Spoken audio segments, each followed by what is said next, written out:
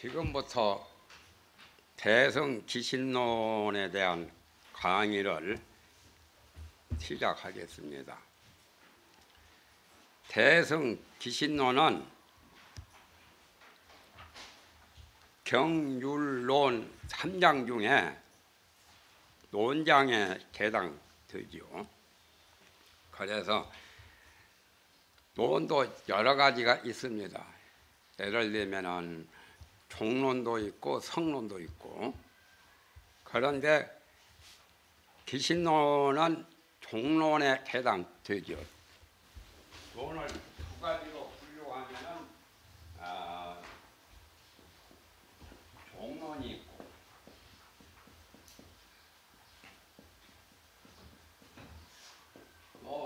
석가모니 그 석자, 해석 석자, 성론이 있죠. 종론이라고 하는 것은 불교 종기, 가장 종교라고 하는 그 어떤 종자, 머리 종자, 머리와 같은 논이다 그 말이죠. 그래서 종론은 대성 기신론이 대표적인 논입니다. 성론은 경전을 그대로 해석해요. 예를 들면은 하엄경 80권을 해석한 하엄론이 있죠. 그런 것은 해석하는 논이라고 해서 성론이라고 합니다. 하엄론 같은 거. 또 그것도 지도론도 사실은 성론에 해당돼요. 반야경 600권 반야경을 해석한 내용들입니다. 그러나 종론이라고 하는 것은 불교 종기를 즉 말하면 종가라고 하는 그 마루종자, 가장 종주가 되는 종주국이라고도 하죠. 우리 대성 기신론의 해동소는 원효대사께서 지으셨는데, 그게 해동소 종주국은 우리 한국입니다. 신라에서 했죠. 그걸 제대로 전부 하나도 틀림없이 해석을 하는 사람이 우리나라에 큰 학자들이 많이 있어도 제대로 잘 못하는 경우가 있어요. 그러니까 내가 그 전에 강의 중에 그런 말을 했죠.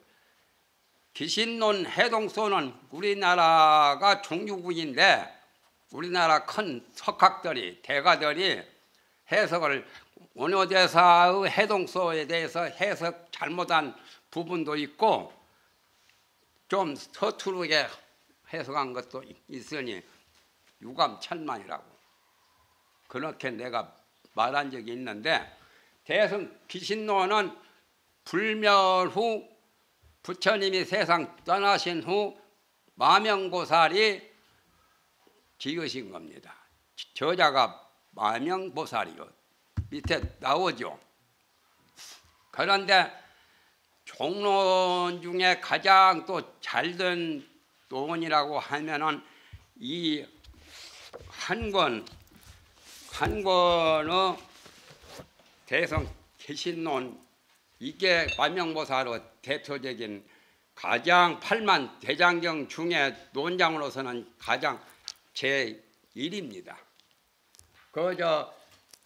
지금 불교 원전 많이 확보하고 있고 보관하고 있고, 또 불교에 대한 그 학생들이 지금 현재 티베트가 제일 낫거든요. 중국보다도. 사실은 중국은 공산주의 치하가 되어가지고 요즘에 고성들이 옛날처럼 그렇게 많은 고생이 없을 뿐더러 공부를 제대로 잘 못하고 있는 실정 아니요? 그런데 티베트에서는 주로 이제 이 논장을 공부를 많이 해요. 논장, 율장, 경장, 그렇죠? 경율론 3장, 부처님의 설본 경하고 율이고, 부처님 외에 제자들, 부처님의 제자 중에 보살이나 마명보살, 용수보살, 무착보살, 천천보살 모두 그런 보살들 또는 500 아라한들, 10대 제자들 그런 분들이 쓰신 논이 이제 종론도 있고 성론도 있어요. 그런데 대승기신론은 불멸 후 600년경에 세상에 출현해서 대승불교를 인도를 위시해서 중국 또는 동남아 일대 일본이나 한국이나 할 것 없이 대승불교를 단이 한 권으로 잘 표현한 경이 이거 대승기신론이라요. 그런데 오늘 내가 프런트에서 이렇게 복사해서 여러분에게 이렇게 선물 드린 것은 대승기신론에 관한 그전에 내가 강의한 책이 이렇게 나왔거든요. 강의한 책은 상당히 두께가 있죠. 그 중에 서문하고 그 목차하고 그걸 이렇게 복사해 가지고 여러분에게 올린 겁니다. 그런데 지금 우리가 강의할 교재는 대승기신론 열망소라고 합니다. 원효대사가 쓰신 기신론 해석은 해동소라고 하고 우리나라가 해동이죠. 해동소라고 하고 또 현수대사 그분이 쓰신 기신론 해석은 당나라 때 그때의 해석은 현수소라고도 하고 법장소라고도 하고 원효대사 이후에 현수대사께서 중국의 하엄종 그러니까 제3조죠. 두수나상 다음에 지엄법사 밑에서 수학한 분이 의상대사, 현수대사거든. 두 분이 가장 석학이죠. 그런데 그분이 쓰신 것도 원효대사 해동소를 답습해서 그대로 했어요. 그래서 나는 이걸 강의할 때 해동소, 원효대사의 해동소를 위주로 해가지고 현수대사나 또는 지국대사나 감산대사나 또 여러 고성들의 기신론 해석을 종합해서 강의해가지고 강의 녹음을 이렇게 책으로 엮어놓은 것이 이겁니다. 그러니까 내가 왜 이걸 했더냐 하면 처음에 들어와서 불경을 보니까 육조단경은 보니까 쉽고 좀 요람된 말 같지만 법화경 보니까 뭐 별로 어려운 것도 없어. 그런데 능엄경이나 기신론이나 금강산매경이나 보니까 내가 자신만만하고 물리에도 아주 참 낫다고 하는 그러한 입장에서도 잘 해석이 안 돼요. 그래서 가장 어려운 것이라고 내가 생각했기 때문에 어려운 것부터 내가 특강을 해서 이걸 설명 강의한 녹음을 책으로 만들어야 되겠다라고 해서 만든 작품 중에 이거 대승기신론. 이것은 남북조 시대에 진제삼장법사. 그래서 여기에는 진제삼장이라고 나오죠. 진제삼장법사가 대승기신론을 번역한 거예요. 인도의 그 범어를. 그리고 우리가 이번에 교재로 쓴 그 열망소는 당나라 때 번역한 칠찰안타께서 하엄경 번역하신 분이죠. 80권 하엄경. 그런데 그분이 번역하신 거예요. 똑같아요. 글자만 조금씩 다르지. 칠찰안타의 번역이나 또는 진제삼장법사의 번역이나 그 기신론 내용이나 의미를 설명하는데 별로 크게 다른 것이 없어요. 대동소이하니까 그냥 똑같은 건데 글자만 조금씩 달라요. 그래서 옛날은 이걸 가지고 주로 해석을 했습니다. 진제 삼장법사께서 대승기신론 해석한 것을 가지고 해동소나 현수소나 무슨 감산소나 또는 기타 여러 그 태연소나 전부 다 진제 삼장은 중국 남북조 시대에 태어나신 분인데 그분이 인도에서 중국으로 오셔가지고 경을 번역하신 것이 기신론 같은 거 번역하셨죠. 유식론도 번역했고 또한 이분의 작품 중에 내가 보기에는 대승 기신론하고 금광명경 그게 가장 진제삼장 번역 중에는 제일 뛰어난 번역 같아요. 그래서 이거 지금 열망소라고 하는 이것은 명나라 때 지국대사라는 우익비구라고도 하고 지국대사라고도 하고 여러 가지 별명이 있죠. 영산 또는 그분의 저서를 영종론이라고도 하고 여러 가지로 말을 하는데 지국대사는 명나라 때 3대 고승중의 한 분이라요. 명나라니까 서산대사 그 동시대 인물이죠. 서산대사보다 조금 후배를 같은 동시대지만은 연령적으로는 좀 낮을 것 같아요. 감산대사하고 연지대사하고 지국대사 명나라 3대 고승을 칠 때 그 세 분을 칩니다. 지국대사라고 하는 그 큰 스님께서 6.25의 유학자요.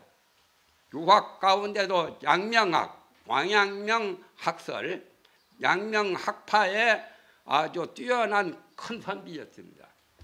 그래가지고 불교를 배척하는 배불론을 많이 썼어. 수십 편을 썼는데 나중에 연지대사의 그 죽창수필이나 여러 가지 지장보살에 관한 그 해석이나 또 자기록이나 그런 것을 보고 발심해서 자기가 불교를 배척하는 배불론을 다 불태워 버렸어요. 불태우고 출가해가지고 아주 그래서 화엄학도, 천태학도, 인명학도, 유식학도 여러 가지 부사학, 불교를 전반적으로 다루었습니다. 이분이 선과 교를 망라해서 선에도 조예가 깊으신 분이고 지국대사. 그래가지고 어떤 것을 연구해야 되겠느냐 해가지고 주역 괴와 같이 그 제비 뽑는 그게 이제 점찰 선악 업보경이라고 하는 경전 가운데 그 내가 잘 모르겠고 불보사로 가피가 없을 경우는 그 점을 쳐라 제비를 뽑아라는 그런 말이 나오죠. 원각경에도 그 말이 나오죠. 내가 어떤 법을 가지고 공부를 하면 공부가 나에게 인연이 깊어서 잘 되겠는가. 그래서 점찰 선악 업보경에도 그게 나와요. 그 방법에 의해서 원래 지국대사가 역하게 또 돼갑니다. 주역 선해를 쓰신 분이요. 그래가지고 제비를 뽑아가지고 천태학에 뽑힌 거예요. 그래서 주로 천태학을 많이 연구했죠. 그러니까 천태학에서 지국대사만한 사람도 그 당시에는 없었어요. 가장 뛰어난 존재였죠. 그러나 천태학은 주로 법화경이죠. 법화경에다가 천태 지자대사의 마하지관, 소지관 여러 가지 그런 관음소 또는 여러 가지 천태 지자대사, 지자대사께서 법문하신 그것을 주로 이제 천태종에서 지금 우리나라 천태종 그 천태의 명칭은 같지만은 우리나라 천태종은 별로 그렇게 학문적으로 깊이 들어간 사람이 별로 없어요. 그런데 신도 단련은 잘해가지고 신도는 초계종 못지않게 많이 지금 성한 판이죠. 그러는데 천태산에 내가 가보니까 천태 지휘대사 지자대사께서 수양제 순문제 순나라 때 당나라 이전이거든. 순나라 다음에 바로 당나라 아니요? 그때 그 출연하신 천태학이 그때로부터 천태 지자대사의 스승은 남학해사고 남학해사의 또 스승은 해문대사고 해문은 용수보살의 그 중론에 거기에 이제 개송에 법문한 것을 깨달아 가지고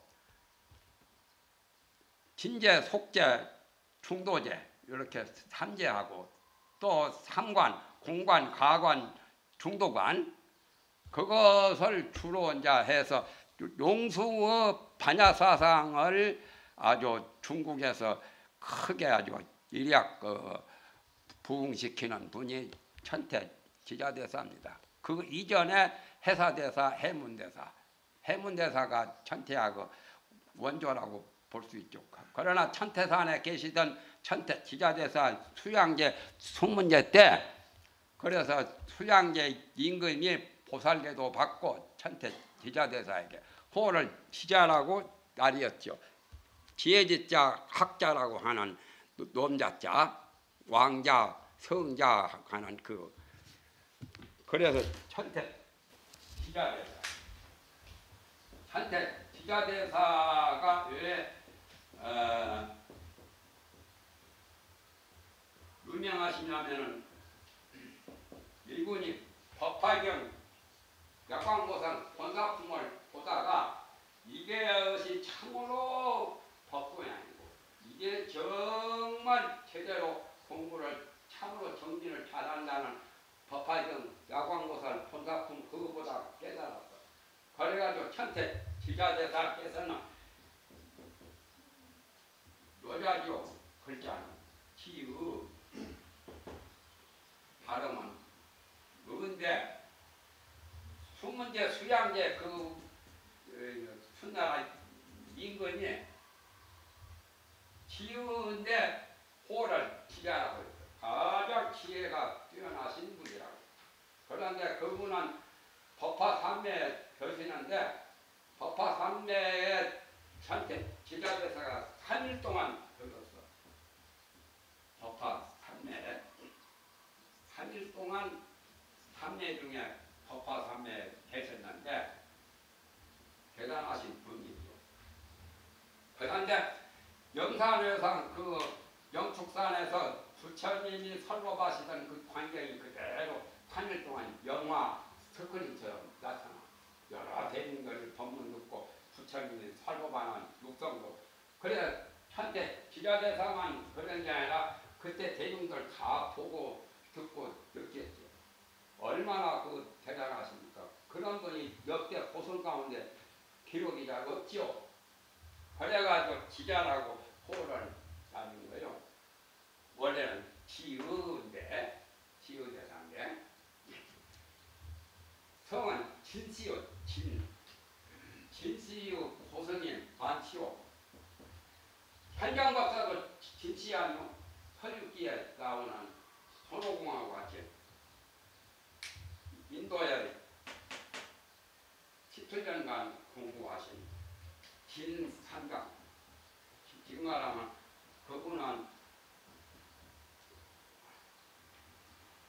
그분도 진씨고 우리나라에도 진씨 고성들이 많대요. 우리나라도 지리산 하엄사에 진기능 스님 이 진씨죠. 초안전에 장량 진평 그 진씨 나오죠. 그래가지고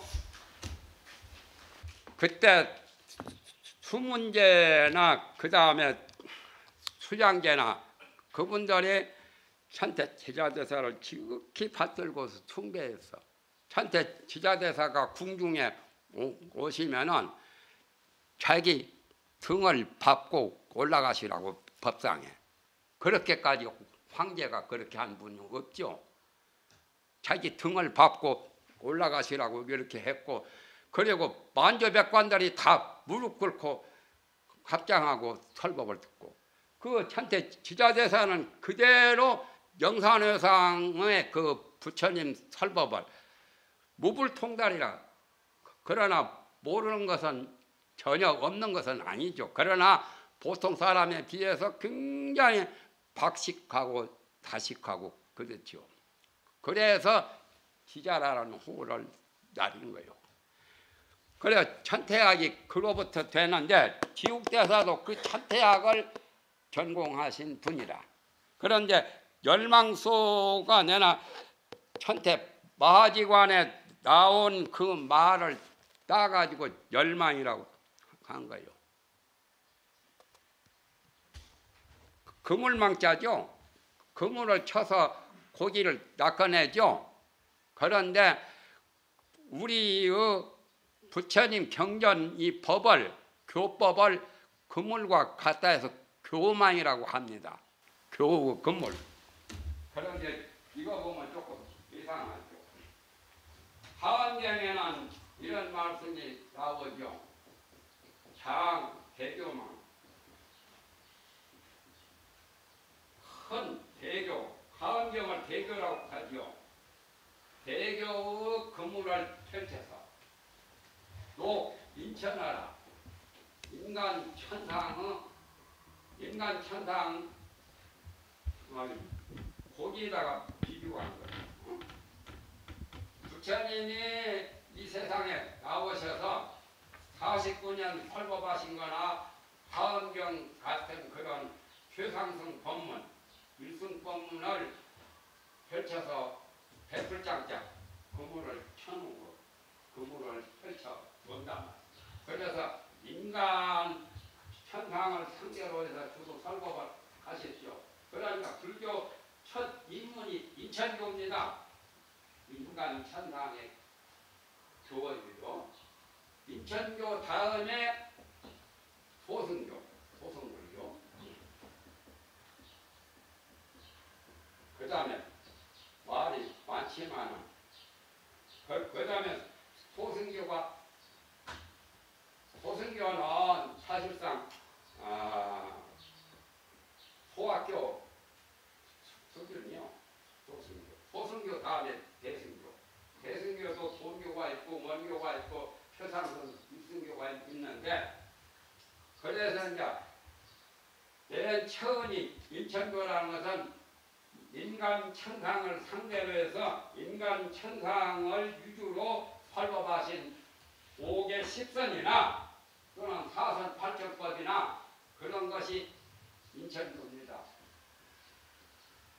인천한테 설법을 했지만 또는 소승교, 대승교, 그 다음에 가장 최고 일승교까지 이렇게 말씀을 하셨는데, 거기에서는 대교망하여 큰 하원경 말씀이요. 대교 그물을 펼쳐서 인간 천상 그물을 다 걷어낸다 말이야.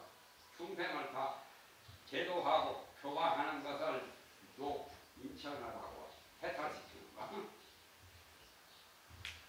그런데 하원경에는 교망을 그대로 말을 했는데, 천태 지자대사는 교망의 본래 말과 생각을 초월한 거고, 부처님이 49년 설법했지만은 설법한 바가 없다라고 능가경이나 다른 열반경이나 그런 데서 그런 말씀을 했기 때문에, 즉 말하면 어느 문자에 집착하지 말라. 불임문자, 달마대사처럼 불임문자의 도리에 입각해서 열망이라. 그러니까 대교망을 그대로 놓아두고 교법에 거기에 집착하고 거기에 팔리지 말고 그걸 갈기갈기 잘든 칼로 그물 딱딱 째버리란 말이야. 분열시키는 거, 파멸시키는 거. 그래서 열망이요. 열망이란 말은. 그러니까 열망이란 말은 여기 지금 열망소에 번역한 명호라는 비구니 스님이 번역을 해가지고 글씨가 잘나서 나는 확대해서 이렇게 크게 해놨는데 거기 보면은 조금 해석이 잘못되었어. 그걸 참고로 아시라는 그 뜻이죠. 저 밑에 이 책에 9206에 그 적어놓은 게 나오죠. 내가 적어놓은 거. 이 책에 열망소 이 책에 이제 이 책에 나오잖아요. 9206 페이지가 9206 큰 책에 나왔기 때문에 두 번째 장에 나오죠. 마하지관의 10대 강에 거기에 이제 열망이란 말이 나와요. 그 위에도 오약에 나오죠. 위에 상단에도 오약에 대성의 마음 대심을 바라고 위에 두 번째는 큰 보살의 대행을 닦고 세 번째는 대성의 과덕을 징득하고 그 다음에 네 번째는 열대망이라고 나오죠. 열대망, 대교망을 대망이라고 했죠. 그걸 다 째버린단 말이에요. 그리고 마지막 다섯 번째는 그 대차라 큰 곳에 열반의 그 곳에 돌아간다. 거기에 나온 열대망이라는 그 말을 지국대사는 대자 빼고 그냥 열망이라고 한 거예요. 열망소. 그러니까 부처님은 교망을 펼친다고 했는데 조사들은 교망도 불임문자라고 해서 교망도 필요 없어 다 없애버린단 말이죠. 그게 열망이죠. 그것뿐만 아니라 부처님은 최후에 열반경 40권을 연설하셨죠. 그러고서 열반에 드셨는데 앙산 스님이라고 유황종에 앙산 스님 있죠. 유산 앙산 선종에 앙산 스님은 뭐라고 말씀을 하셨냐면은 부처님 열반경 40권이 다 마구니 말이라고 했잖아요. 그런 말 나와 있죠. 그러니까 부처님은 열반경 40권을 최후로 설법을 하셨는데 왜 앙산 스님은 열반경 40권이 다 마구니 말이라고 했느냐. 아까 천태처럼 부처님은 교망을 펼친다고 했는데 하엄경에 천태는 대교망을 딱 없애버린다, 깨버린다라고 했죠. 그러니까 부처님과 조사의 설법이 조금씩 체제가 다른 것은 중생들은 너무나 몰라가지고 집착하고 거기에 빠져 들어가기 때문에 거기에 매입되니까 매몰되니까 그래서 그 폐단을 지향하기 위해서 부처님과 반대적인 그 말씀을 하신 거예요. 달마대사도 불임문자라고 했죠. 불임문자 직직인심 견성성불이라 그렇게 아시면 됩니다. 그렇지 뭐 여기 열망이라고 하는 것이 다른 뜻이 아니라 천태학을 전공하고 천태의 가장 일인자라고 해도 과언이 아닌 지국대사가 열망이라는 두 글자는 열대망이라고 하는 그 말에 따왔다 그 말입니다.